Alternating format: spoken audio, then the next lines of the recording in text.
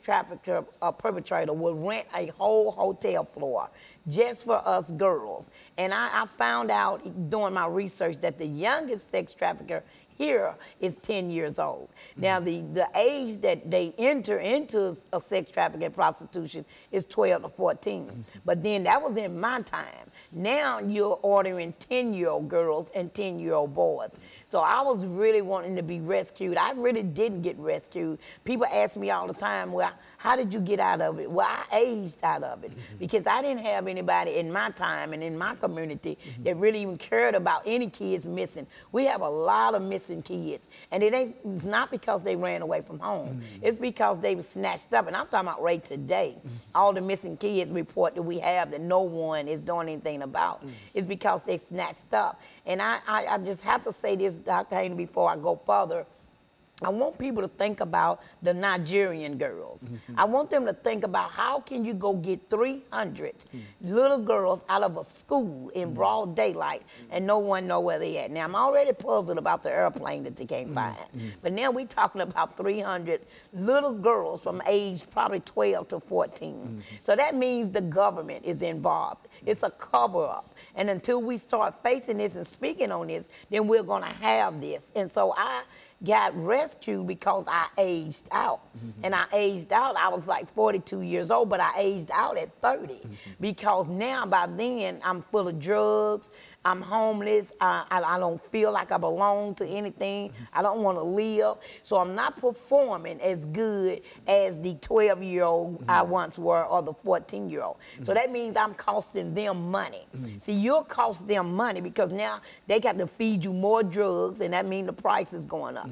Then you got the clients, the perverts that's complaining because I'm not performing like they paid for me to perform. Well, I'm handcuffed to a bed, I'm gagged by my mouth so I don't scream, and I'm drugged up. So I'm laying there like a limp towel. So that's more complaints for them.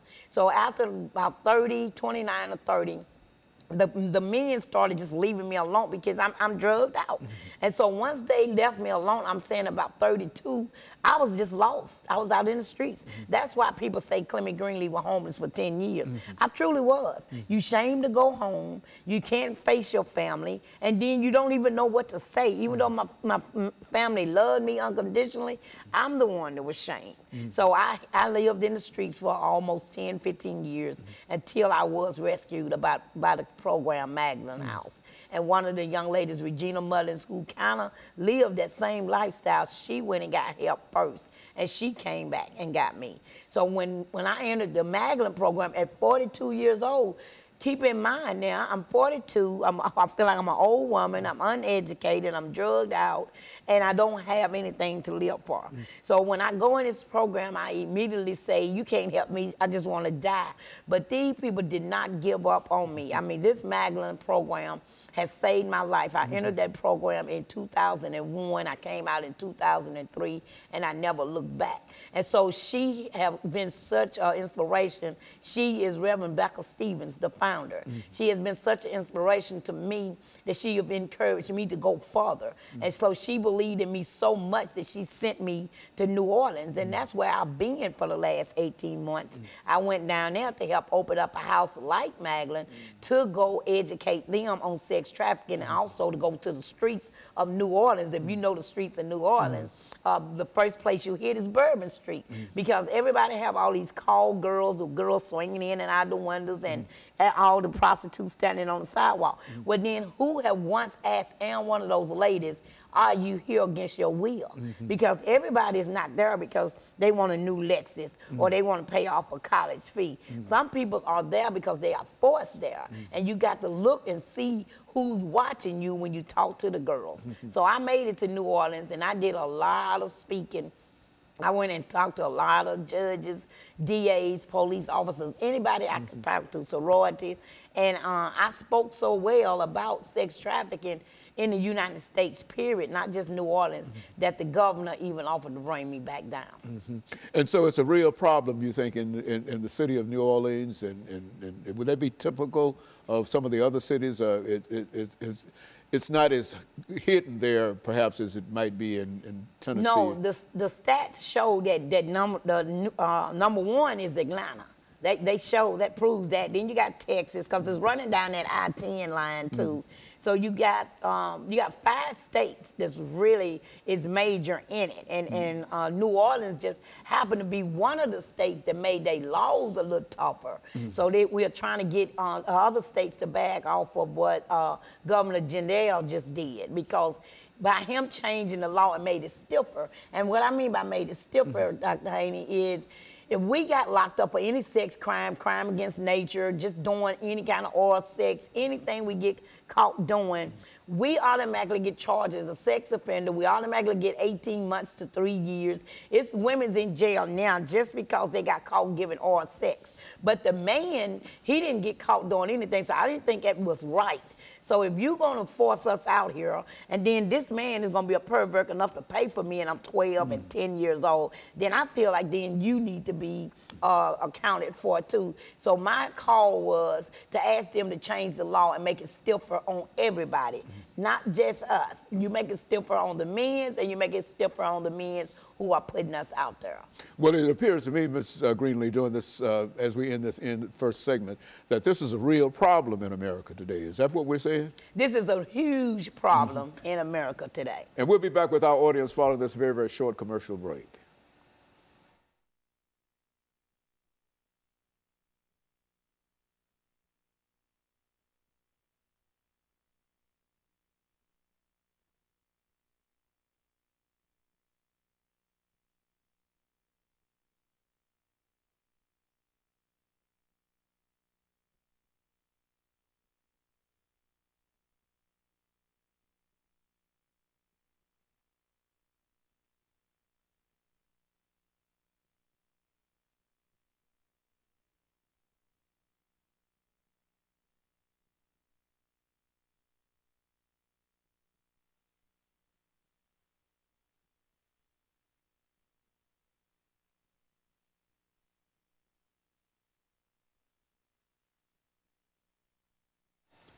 Thank you and welcome back to the final segment of the show for today. The topic is human trafficking in the state of Tennessee, and Ms. Greenlee has given us some information in reference to what is going on in Tennessee, as well as what might be happening in other states around the nation in reference to human trafficking.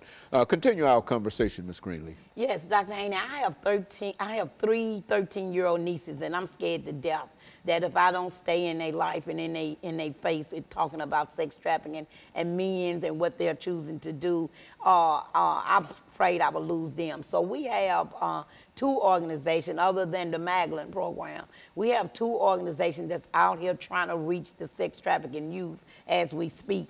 And one is called One Less, and the other one is called End Slavery. Now, it's new to Tennessee, but they have stepped out to do something. Magdalene was the only organization that really stepped out there. Magdalene is just one organization that can hold so many. But it is so many young ladies out here that's being trapped already. It's so many phone calls that I get from 14-year-olds and 13-year-olds, and majority of them start out and saying, he tricked me.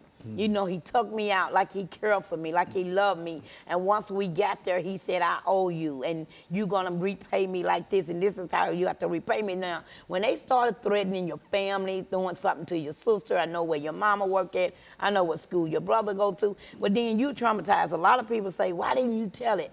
Well, if I told it and something happened to either one of my family members that they said they were going to do something to, then I'm automatically traumatized for the rest of my life. Also, you get to see them beat another little girl or another young lady in front of you. So if you already saw that, you already know what's going to happen. I got an 8-inch stab wound in my back now. I don't know how many scars in my head for trying to get away, for trying to run away. And so it didn't work for me. So that made me like, I'm not going to be able to tell anything else. So I just want I want everybody to know that you got to quit turning your head. You got to quit saying, It don't happen here. It's just in India, Cambodia. It is right in your backyard. And the story in Cincinnati, Ohio, if everybody remember that, them 3 girls that was in that basement for 10 straight years. If everybody remember that story, it'll tell you that it's definitely in your backyard. And so I just want people to really understand that they have to talk about this. I'm willing to talk to anybody. I'm willing to share my story. I'm willing to come and speak anywhere. All they have to do is just call me up, 615-589-8984. And I'll come anywhere, because not only are they asking for the girls, they're asking for the little boys. So when I was in Louisiana, one of the workers had went online and ordered a 10-year-old boy. And this is why we was opening this subject, because this is not just a can of worms. This is a conversation and a concern for the entire state of Tennessee. And so people are able to order children by way of the internet. Men are able to order young boys and young girls and et cetera, simply with a click of the mouse. Yes. Is that what we're saying? Yes. That's how prevalent it is now, and how widespread. Yeah, everybody know about the page called Backspace, Backpage. That's for the girls. And then you got a gay page that they go on for the little boys. And they order them and say how old they want them to be, what color hair they want them to be, how much they want them to weigh. And the guy actually showed up at the hotel with $200, 5 condoms, a date rape drug, and a lubricant. He actually showed up for a 10-year-old boy, and this man worked for the feds. So it's like, it's not just no pimping game. This is a government issue, and they are covering it up, and they know that they can do something about this sex trafficking if they wanted to. You got drug trafficking, gun trafficking, and sex trafficking. Well, the drug trafficking is #1, the sex trafficking #2, and then the guns. See, the guns was #2, but now they selling people more than they are guns.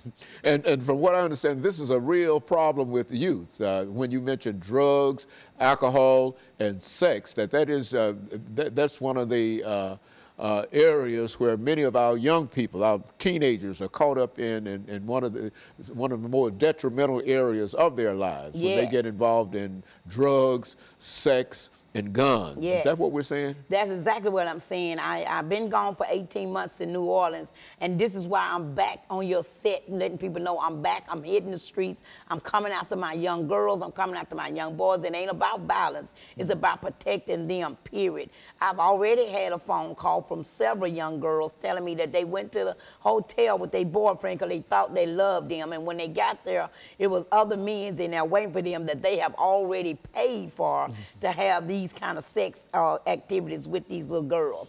They are getting caught up once they turn me onto that X pill or that bar or that crack or the heroin that's coming out now. The new heroin is coming back. Once they get the young girls on that right there, then they're on their way to being sold as slaves. We've got to do more, you think, as a community and as a society in reference to this, Ms. CGreenlee. Yes. Having had a chance to work, what would you suggest that we do in terms of trying to get a handle on this? #1, I suggest the subject start happening in church. The subject start being talked about in schools, and the subject start being talked about in libraries, because those are the 3 places where they all are gathered at. And I know people don't want to talk about sex in church, but you need to talk about sex in church. You need to talk about sex trafficking. It's right next door. All of these black girls that are missing has not ran away from home. And I'm not just throwing it on a racial thing, but you tend to look for more other colors, like India or white or Latinos or something. You tend to look for them more than you do black. If you go on black page, black girls missing, you'll see a bunch of us missing. So why nobody looking for them? How we know they're not tied up? How we know they're not in the basement gagged up and shot up for the dope and can't scream? Because for a long time I was gagged up, I was shot up for the dope, and I couldn't scream. And so this is a real problem, and that what we're doing now is to simply try to highlight that and make people much more aware of it. And I have to admit that this is an eye-opener to me. Of course, I've heard of sex trafficking and, here and there, but I didn't know it was such an industry. And you were saying that it is a real industry, Yes. and people are making a lot of money, and a lot of folks are getting hurt in reference to it, and et cetera. Yes. And I think you mentioned the problem down in Louisiana, where the government is actually changing things in such a way that's detrimental to young girls more than anything else. Yes. Is that what we're... Yes, he had made the laws even stricter for the perpetrators now and the pimps. Like I said, the pimps is not in an afro and a Cadillac anymore. And he changed the law so tough that he flew me back down to stand there with him while he signed the new law and gave me a copy of it with the ink pen. So I was really proud of that. So whatever I was saying to him, it rests his ears, but more than anything, it rests his heart. He might have daughters himself or granddaughters, and it gave him something to think about. So now, if we done this in Louisiana, we need to do it in Tennessee, and this is what I'm here to talk about. I got both ends of the story. I got sex trafficking and I got youth violence, and I'm done with just talking about it. I want to be about it. And they both seem to come together. That violence is often associated with this trafficking, and whether violence or trafficking, young people, young females primarily, many females primarily are caught up in it, and there's nothing that they can do themselves, and they need some kind of assistance, some kind of help out of this. Yeah. If anybody just even take a chance and just run around to some of these hotels, you will see the age range has changed. There's no more 20-something out there. They are 13-something out there. And it's sad. And you just look at them dressed like I was dressed, in the short dress and the high heels and all the lipstick. And everybody pointing at them just like they did me. Look at that fast-ass girl. Look at her with all that lipstick. But then nobody reach out to say, let me do something with this little girl. She don't need to be out here. So if we stop turning our head and quit judging and reach out and support, then we are the ones that can make something different in this community, especially around sex trafficking. Well, and Ms. Greenlee, we're coming to the end of this show for today. And I want to thank you for that excellent information. I think that this is the show that we've been trying to get for a long time, because I think it has been quite recently. And I think that, needless to say, that all of the problems that we're having across the border in reference to those young people coming across the border, I think that might be involved in some of the activities that we're talking about. And we want to talk about it later, because I think that you probably got a lot of information in reference to what's going on with that. But in the meantime, let me thank you and to tell you how much we appreciate you coming by and giving us that information. And let me encourage our audience to tune in